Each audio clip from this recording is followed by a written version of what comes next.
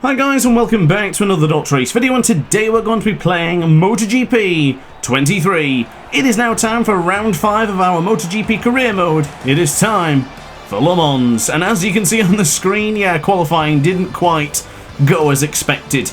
But strangely enough, we did see Pecco Bagnaia and Jorge Martin in qualifying 1, which made qualifying that extra bit difficult. Nonetheless, let battle commence.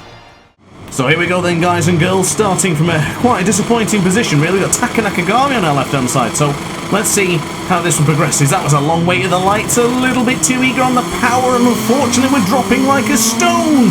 17th, down to 22nd, but I do know that AI tend to struggle here in the first corner in Le Mans, so let's try and regain a couple of positions. There's Pecco on the left as I make a bit of contact with Frankie, and then a bit of contact with Alex Marquez. Oh, up on the inside of Jack Miller for the right-hander into the Dunlop chicane. Around the outside of Marini as well. Everyone's getting an overtake in the early stages of the French GP. Good start to the sprints, I guess.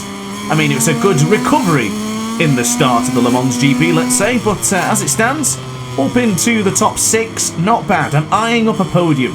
If you recall back to last season, on board the Gas, we got a podium here in 3rd place, so there's no reason we can't do that here today. Joan Mir going very slowly into Garage Vert. It's not really going to work out very well for the pair of us, because that's not really into the way of my progress there. And goodness me, look at the acceleration they got out of the right-hander there. Wow, that was massive. I thought we had an upgrade on the engine recently. Wow, that was absurd. Is it just that corner? I was wondering why in the qualifying was I losing so much time into Sector 3. I'm quite nifty going into Shimano Buff and then the Blue S's, but quite honestly, I mean, out at Garage there, yeah, we did run it a little bit deep, but I don't know, I hope we don't do that again. And round the outside of Joan Mir into turn 13. How about that, ladies and gentlemen? That was a fantastic manoeuvre.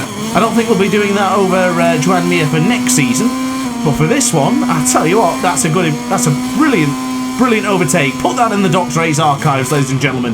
Fantastic. I don't think I've said put it in the archives in quite a while, actually. I do need to try and get out the old archives and see what overtakes we've done in each of the games. Maybe it could be a video idea for future, but around the outside of the other Repsol Honda now, we go into La Chapelle. 4th place, thank you very much. I'm eyeing up 3rd. So, number 47 in pursuit of the number 41. Of course, guys, as well, don't forget to subscribe if you are enjoying the video so far. Might as well, we're only a lap and a half in it, and if you're enjoying it this much already, you're going to be enjoying the rest of it, so stay tuned for the rest of the Grand Prix. So, into Garage Vert. Perfectly done and perfectly executed this time. Quite tight to the apex, but look at that speed. What upgrades, ladies and gentlemen? Question mark, exclamation mark. What upgrades? I mean, we've got engine power 8. Oh, I've just completely mucked it up into Shimano Buff. Heck to a handbasket in the early stages, and lap 2 is coming to a conclusion already. But wow, I am shocked at the speed that Aleix Espargaro got on that Aprilia. Something I do need to show you at some point. I think I'll do it very soon as I go deep there into turn 13. That will be... yeah. Oh, damn it. That's really going to cost us there. But something I do need to show you is the team's comparison at the moment. We actually dropped a position to the Aprilias. The Aprilias went up to 2nd place now in the team comparison. So I'm expecting big things from the Piaggio group bike. Of course, Aprilia RSGP's in the hands of Aleix Espargaro and his teammate Maverick Vinales. You better believe they're going to be doing well now for the rest of this season. Able to catch up into La Chapelle, but the nature of that corner is quite misleading. It looked like I caught up and then immediately lost a bit of time. Here is Musée corner. This is turn 7. Not a corner I feel particularly fond of, to be quite honest with you. I'm just not very good into that left-hander there for turn 5, and now on turn 7, and now onto the right-hand side for Garage Vert. Can we close in? 6 tenths, 7 tenths, 8 tenths. Oh, come on. We can't be losing 3 tenths just by accelerating. What upgrades? Oh, I can't believe that. That's going to make things very difficult for me now here in Le Mans. I've got to do one better than last year, or at the very least to try and achieve what we did with the gas, but as it stands, we're a 2nd down to Aleix, and we only have, what, 4 and a bit laps to go? I don't think that's going to happen. That's very frustrating. I had big aspirations and hopes for this one, especially after coming out in such a terrific test. Before that, of course, was an incredible Grand Prix, quite possibly the best we've ever had in MotoGP 23 career mode. That's a big blow, that is. Good entry, though, into turn 3. Can we do the same for the 4th corner? We can. Just not able to close in on a lace. All this time we're gathering here is lost upon the straight. 6.5 tenths, 7.5 tenths. We're going to catch it up into Garage Vert, but then we'll lose it the second we accelerate out that corner. That is frustrating. I guess with us getting better and getting a better motorcycle, so are they. Which does make it more interesting, because if you think about it, if we were upgrading the bike to what they had, let's say, and they didn't upgrade any further, then we'd just effectively have 2 seasons in. We'd have 1 season where we'd get used to things, and then the season after, we'd have a motorcycle capable of winning the World Championship. Now, I would really like to win the championship this year. That's the goal, that's the aspiration, that's why the Red Bull KTM team brought us on. Well, their goal is actually to finish 3rd in the championship, but, you know me, I like to over-deliver. Go that extra mile. But I don't think we can in this one. I don't know, there was still a lot of races left, and I'm sure we're in a much better situation than we were with the gas, let's be honest. I think at this point we've probably only had like 40 points. Look at the state of that for an entrance into record month. Shocking, that was. Absolutely shocking. Surprised we didn't get penalised for that one. I guess the track limits are rather quite lenient into the final couple of corners. It seems very close to the apex of the Dunlop corner. We are closing in, but I think I've messed it up again going into turn 4. We're losing a 10th by the dozen. No! Possibly if we'd not made that mistake, we might have been able to latch onto the back of the number 41. But you know what? I'm pushing, and this soft front is crying no more. I don't think the soft front wants this pressure on anymore. I am pushing. I really am. I think, was it the Style Council saying don't keep that pressure on? I actually don't remember. But that's a classic 80s tune, if you like that one. I do quite like my 80s songs. I don't know about you guys. But yeah, track limit warning as we get a little bit distracted. Of course, in fact, no, as I remember right, it's just come to me, it's Spandau Ballet. Sorry, that's totally off subject here for the Le Mans Sprint. But to be quite honest with you, I think we might as well discuss 80s music, because I don't think I'm going to catch up to Aleix Espargaro. That's a rider we've had a quiet rivalry with. Maybe not quiet is the right word, but we've had a lot of battles with Aleix Espargaro this season, and even in last, of course, more so last season. And we're off the circuit again into record mode. Yeah, this is curtains. I can't keep up. I am on the absolute limit here. Just feels like I can't go any faster here in Le Mans. I think that lap time already is better than my qualifying, if I'm not mistaken. I can't say I got a very good lap in qualifying. I really tried, but I don't know what it is. Le Mans just doesn't work for me in this game. Felt really good in the previous MotoGPs. In fact, multiple victories in the previous MotoGP games. And if I'm not mistaken, in MotoGP 22, it was basically when Le Mans comes up, that's your 25 points, thank you very much. But this time, things are different. Very different. Able to achieve the 3rd place with the satellite gas in the Tech 3 colours. But unless someone gifts me the podium now, we're not going to get it. Really frustrated with this corner here. Out to Garage Vert. I don't think I'm that bad on the right-hander there, surely. But to lose 2.5 tenths just on the straight alone? That's so much. That is a lot, but into Shimano buff then for the penultimate time of today's MotoGP sprint. Don't go anywhere though, guys and girls. In a couple of moments' time, we'll be commencing with the Le Mans race.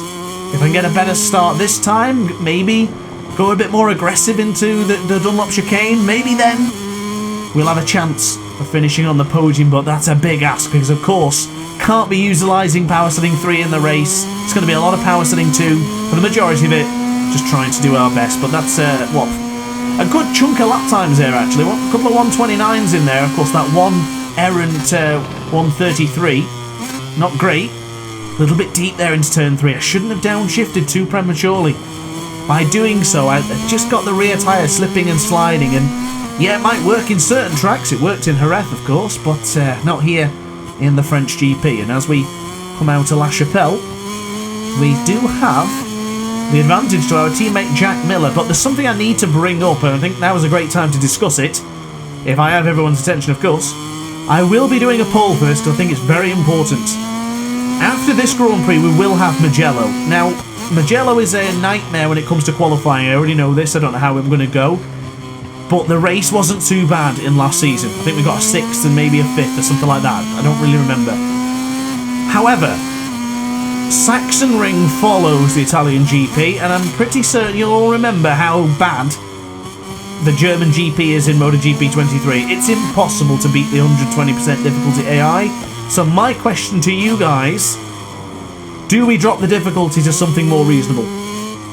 I will put a poll out there. I am more than happy to remain at 120% difficulty for the entire season, like we have done so far.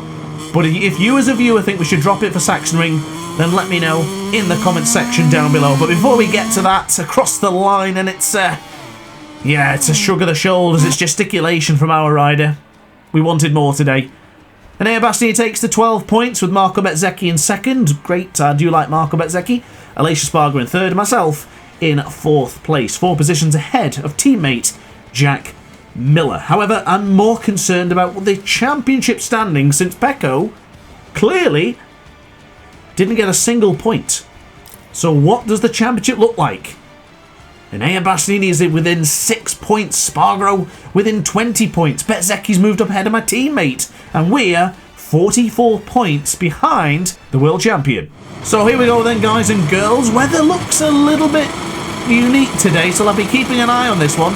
Did look like it might rain at some point, so let's see what we can do from 17th on the grid. No ride height device engaged, because it would be foolish going into turn 1 with a ride height device. Not a bad start. Bit of contact with a few Yamahas there. The Frenchman in his home circuit. Oh, goodness me, got hit. Oh, I've messed it up. Well, it looked like we... Oh, Luca. Okay, we didn't mess it up. That's actually a lot better than I expected. But it's more or less the same what we were last time. Oh, apologies, Marco. That is not good. And I don't think the Italian will be happy with that one. But the man who's as hot as a chili sometimes, he'll be coming on through. Of course, that is his star sign, being the Scorpio, quite the aggressive monster. I guess it's not a monster, it's a scorpion, isn't it? I don't know much about that sort of animal things, whatever they are, insect, I don't know. Into the right-hand side, that's why I'm a commentator, not a geographical awareness fella. But out of the right-hander then, this still with power setting 3, Marc Marquez has pulled a good chunk of time away from us there, but I'm quite good into Shimano buff, and I noticed the things quite a lot now in MotoGP 23. The AI, they're not that fast in the first couple of laps. Once in the 3rd lap, oh my god, that's ridiculous. That is just way too aggressive on Marc Marquez. The Spaniard will be seething, as we're now going to have to go for the lunge on Joan Mir as well. Oh my god. The 2 Repsol Hondas will be livid. I forgot how weak they are into that penultimate corner on the 1st lap. He was so slow going into that corner that I just completely forgot. Oh, and now I'm going off the circuit almost. I can only apologise to Joan Mir. I should probably give that position back, but to be honest with you, I should apologise to Marquez as well, actually, now thinking about it. Yeah, that was bad. That was very, very aggressive. The Marquez one, I was just overly aggressive, but the Joan Mir one, I completely forgot how they are in that corner. It just completely slipped my mind. He just basically he just stood still. Unbelievable. And I've completely messed it up now into Garage Vet. A track limit warning. 0.4 of a second it is, but on the straight, we'll inadvertently give the position back to Joan Mir, it seems. Oh, he's not close enough. I guess we'll hold on, but they've been... Oh my goodness, we're off the circuit. Oh, come on. Joan Mir goes around the outside then. Oh, what a terrible start. I'm just desperate to try and get with the front 2. Joan Mir's eyeing up a podium here. Just hang on. The 2 Repsol Hondas are 3rd and 5th. He is really slow into turn 13 though. Look at how we were able to close in on the Spaniard. Must be careful not to bring the power on too early there. Get caught on the curb. Oh my goodness, Joan Mir could be looking at 16 points. When was the last time Joan Mir got a podium? Answers in the comment section down below. I actually don't know that bit of MotoGP trivia. Maybe I could do a poll. I guess if you're looking at a quiz later on in DrAce's community section here on YouTube, then you'll be able to answer that question, won't you? I have no idea when his last podium was. I would assume 2022. I don't know. Maybe 2021. Yeah, I would say 2021. I don't believe Joan Mir had a podium with Suzuki since they announced they were leaving the sport. So yeah, I would put it down to 2021. That's my assumption. But I will do a quiz, and we'll see what the answer is. Maybe have a look now. Maybe the quiz is already up. If it is, go and answer it, and then come back. I'll be still here on lap number 3. So on to the brakes then. We are improving on this lap time. Just been able to calm down a little bit.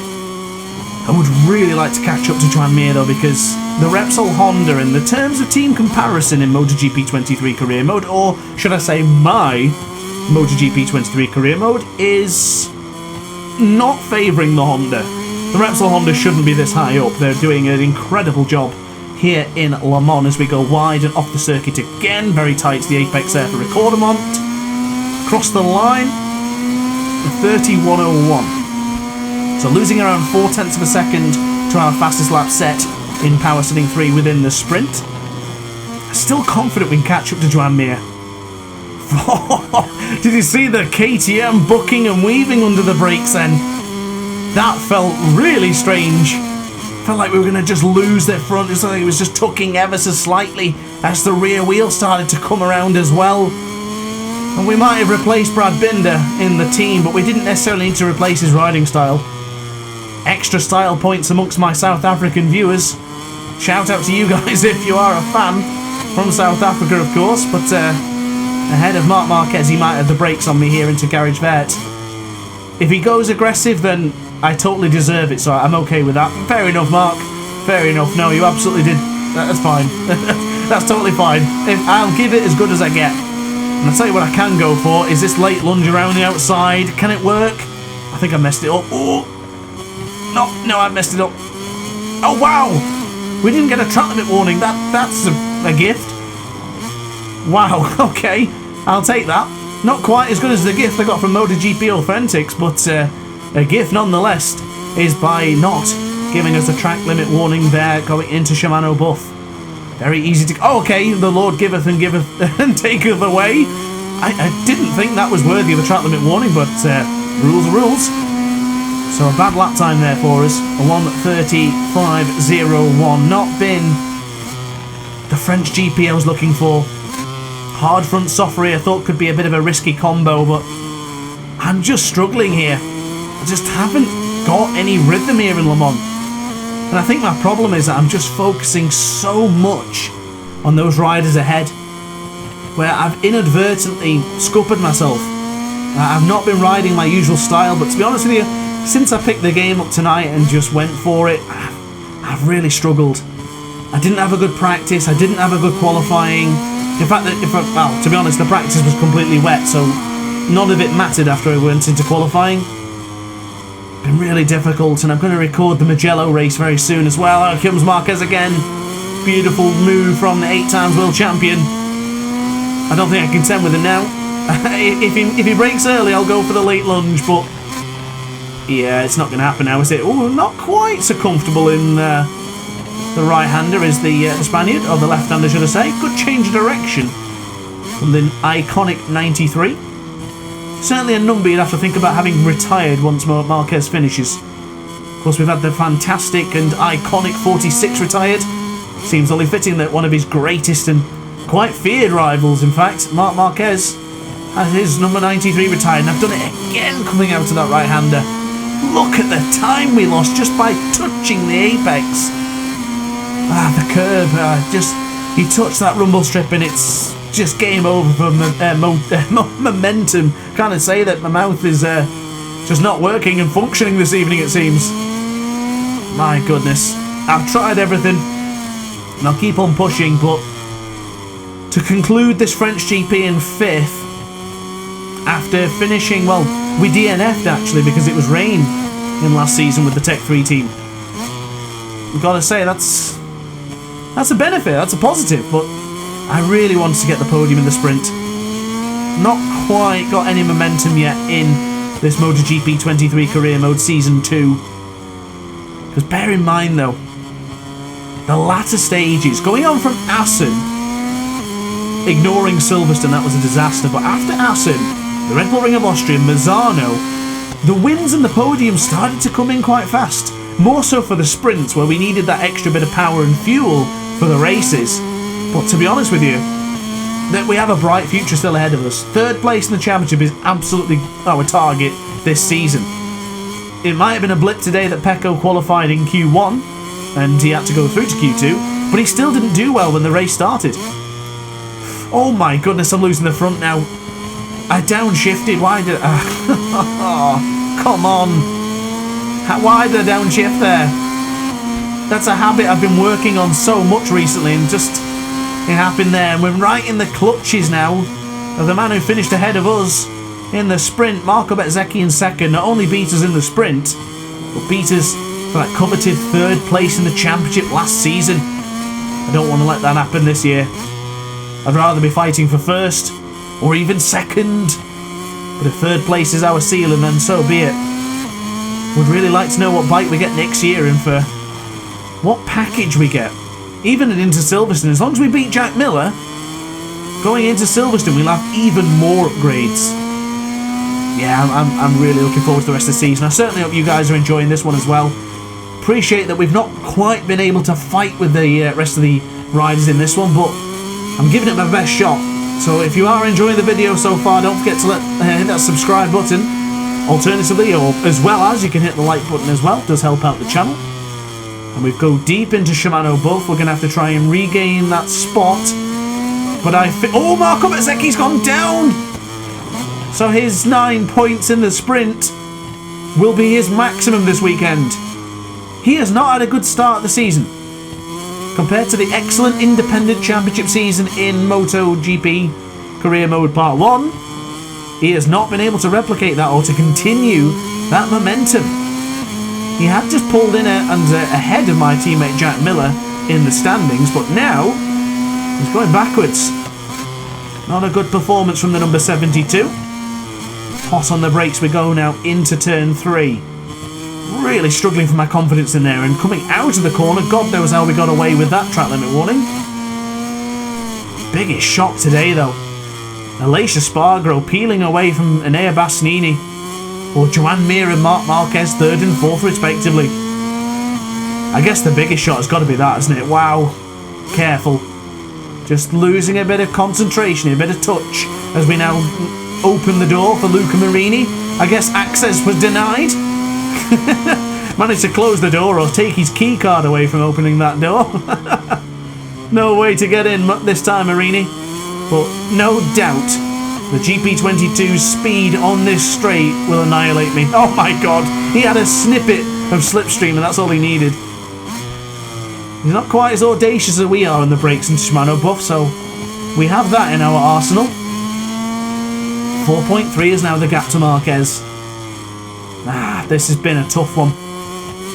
As I said in the sprint, ladies and gentlemen, what upgrades?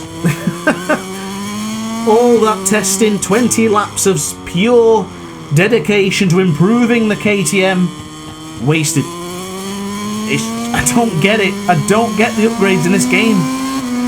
The bike feels faster, but the lap times aren't faster. And then when I look at the other teams, they just seem to be getting stronger and stronger. We won in Jerez though. We won in Jerez in both the sprint and the race in a thrilling encounter. There's got to be more like that this season.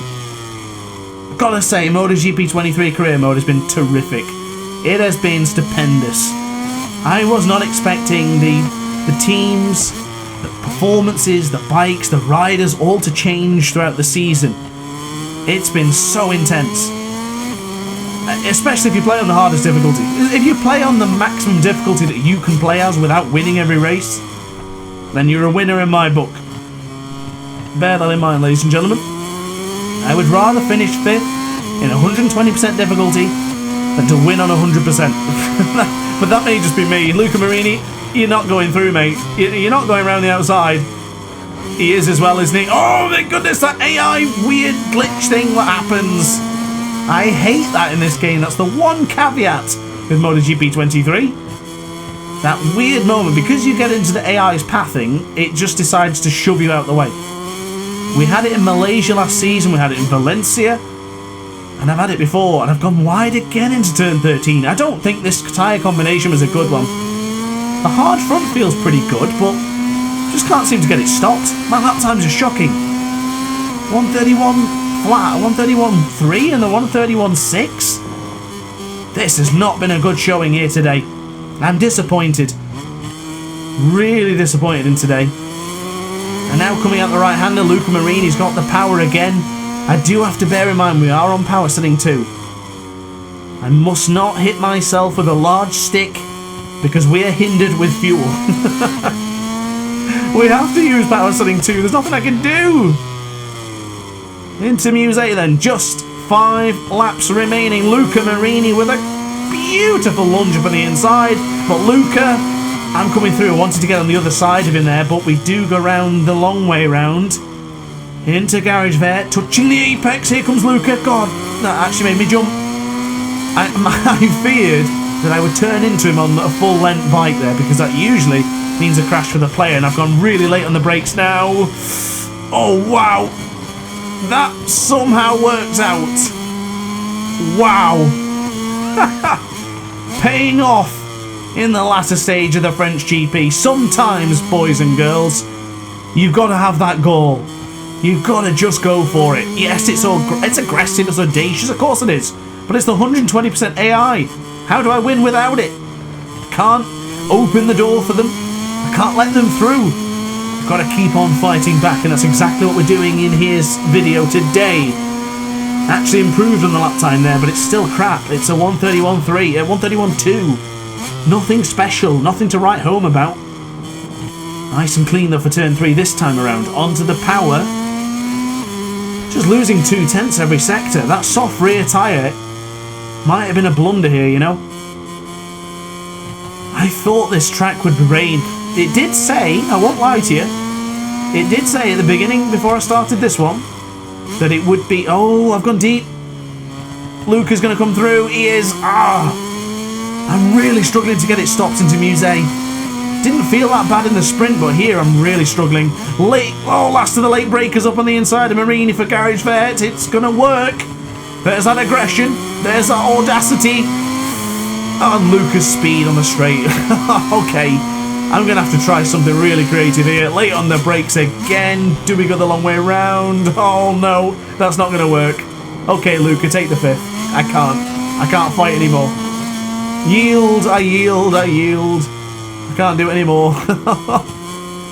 God damn it. This has been a disappointing race. I really tried. But as I say, I seen that it said it would rain.